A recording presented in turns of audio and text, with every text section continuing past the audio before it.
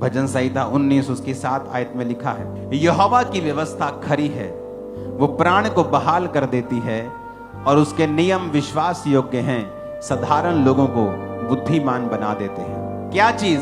यहोवा की व्यवस्था, यानी परमेश्वर का वचन।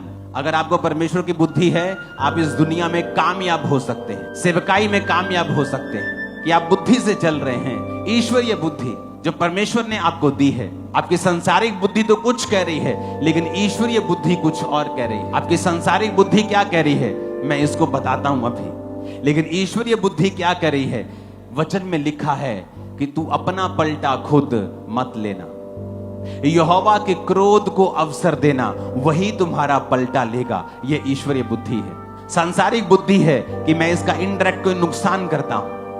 ईश्वरीय बुद्धि है कि पलटा लेना, परमेश्वर ने कहा मेरा काम। तो हर एक चीज में जब आप ईश्वरीय बुद्धि को अप्लाई करना शुरू कर देते हैं, आपकी लाइफ ऑटोमेटिकली दूसरों से कहीं अधिक अलग और ऊंची नजर आती है। कुछ ही सालों में आप देखते हैं कि आपने परमेश्वर के वचन को माना, बुद्धि तो कुछ और कहती थी, लेकिन बाइबल की बुद्धि, ईश्वरीय बुद्धि कुछ और कहती थी। और जब मैंने इसको माना तो मेरी लाइफ में यह रिजल्ट आया। यूसुफ के भाई कुछ और थे, यूसुफ कुछ और था, क्योंकि वो ईश्वरीय बुद्धि से चल रहा था। जब वो गड्ढे में गया और बिक गया, और जब पोतीफर के घर में नौकरी करने लगा, उसी ईश्वरीय बुद्धि के कारण जो उसके अंदर थी, परमेश्वर ने उसको वहां भी ब्लेस किया। वो जेल में चला गया, उसी बुद्धि के कारण परमेश्वर ने उसे वहां भी ब्लेस किया। लिखा वो भाग्यवान पुरुष हो गया, और उसी बुद्धि के कारण उसने राजा के स्वप्नों को बताया।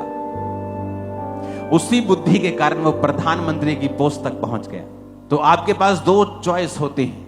अगर आप सांसारिक रीति से चलना चाहते हैं या आप ईश्वरीय रीति से चलना चाहते हैं। अगर आप ईश्वरीय बुद्धि से चलेंगे, आप अपने आप को कुछ ही सालों में दूसरों से कहीं अधिक ऊंचा पाएंगे, टॉप पे होंगे आप। मैं आपको बता रहा हूं, बशर्ते आप अपनी बुद्धि से नहीं, आप परमेश्वर की बुद्धि से चलें।